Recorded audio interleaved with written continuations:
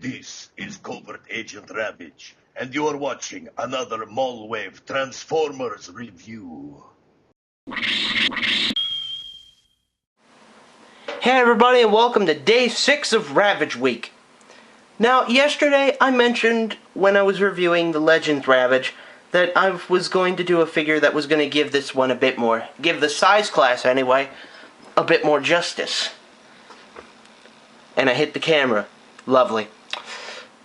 And today I've got a toy that does both the Legends size class and the Cassette Ravage a bit more justice. So ladies and gentlemen, it's time for the video review of Transformers Universe 2.0 Ravage. Now again, when I heard this thing was coming out, I wanted this toy. Not only because of this, but because of the toy that it came with, Universe Hound. Now, I wish I had the toy with me, but I forgot it at my dorm room, and in all honesty, I'm not going to really fret too much because this isn't a review of Hound. This is a review of Ravage.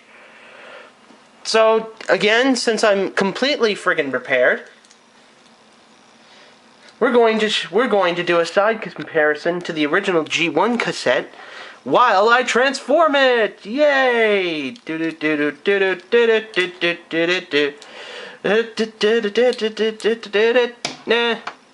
Wow, that took less time than Starscream. Holy crap. Again, this tape mode, I will actually say I prefer more, only because it does a lot more. It covers up a lot of things. You can still tell it's Ravage underneath. Like, you can still... like, you can tell that it is a cat transformed into a cassette. But at least with this one, it's a bit more subtle. You know, this Ravage has got, like, spaces for his feet and everything. This Ravage compacts nicely into itself. You know, doesn't have any, obviously these pieces on mine are loose enough that they just kind of swing out. But in all honesty, Hasbro didn't need to do this. This is a nice little extra pack-in that they did. However, I will say, the only thing I don't like about this cassette mode is while it's about the same scale as G1 Ravage in terms of the outer dimensions, both the top and both the side and the top, its depth of a cassette is a little thicker. This is going to impede it later on. So for Ravage's cassette mode, I'm going to give it a 14 out of 25. Again, it's a cassette. It's not really going to do much in this mode, aside from if you put it with a sound wave, and even then, it's still kind of a little weird. It's still a little lackluster at best. So, now that we've covered the tape mode, let's move on to the transformation. Now, in order to transform Ravage, what you want to do is first you want to take these back thighs, swivel them out, and just extend the legs right away. You want to get your... Now, there are two ways to do this. I prefer to just pinch the head in between these on his neck and just swivel the head up like this. But you can also get your fingernail underneath the top of his upper jaw and pull him up. And you want to take the front legs and kind of pull them out. And you want to take the back thighs and just make sure these canisters are just out of the way enough. And just pull these out of the way. But before you do, flip the tape around and fold out his tail. Then these just kind of loosely plop together. Just kind of adjust the feet down. Pull down these top thighs. Just adjust Ravage accordingly. And there you have Universe 2.0 Ravage in cat mode. Now again, just comparing him side by side to his original G1 self, I really prefer this cassette Ravage over this one.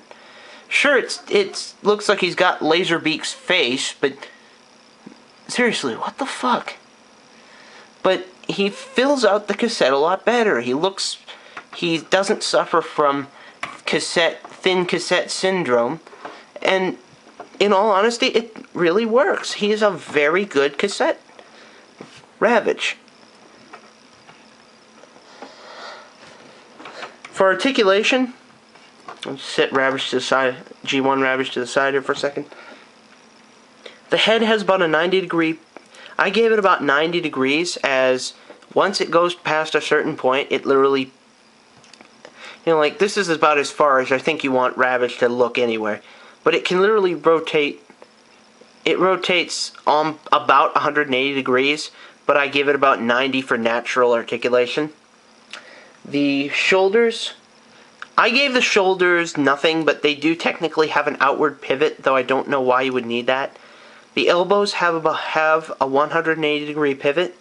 There is no wrist articulation. There's no waist articulation. The thighs have 270 degrees of pivot. The knees have about 90. And there is no feet articulation. Not very good. Considering the fact that the G1 Ravage has a lot better articulation than this thing, I'm giving the articulation for Universe 2.0 Ravage a 13 out of 25. This is what disappointed me when I got this toy. It honestly was very disappointing when I got this. When I tried posing him and I looked at the G1 version and it had a lot better.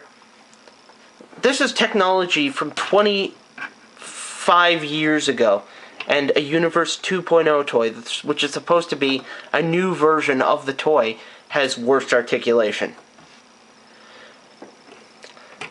For gimmick, Universe 2.0 Ravage gets a 17. The first reason is simply because he will not fit inside G1 Soundwave. Trust me, I've tested this, and if you ever own this toy, do it. I mentioned that the thickness of his cassette mode was thicker. Whoa, Ravage, G1 Ravage committed suicide. No! God damn it, Ravage. I know you want to get out of this review, but don't throw yourself off the table, man. Anyways, I mentioned before that the thickness of his cassette mode was thicker than Ravage. Well, that matters only because these guys are designed to be thin enough to fit inside Soundwave. That is pretty much, this thickness is pretty much how thick you need to be in order to fit into Soundwave. It's more of a design. It's more made, that's why he looks so thin. It's more designed as a gimmick. Sort of the same as why the Armada toys, most of them did suck because they were designed to incorporate a certain gimmick. Or why some of the Brain Masters from back in the day weren't very articulate because they had to incorporate all that Brain Master gimmick inside their chest. This is the same reason. These toys were these guys, the cassette bots, Cassetticons, I call them. Don't you dare hate on me. But the Cassetticons, they were basically designed to fit within Soundwave and or Blaster. So the Cassettibots and Cassetticons were designed that way. Ravage here does not fit within Soundwave or Blaster, or at least within Soundwave. I have not tried it on Blaster yet. So that does impede it. However, there is one good gimmick for this toy.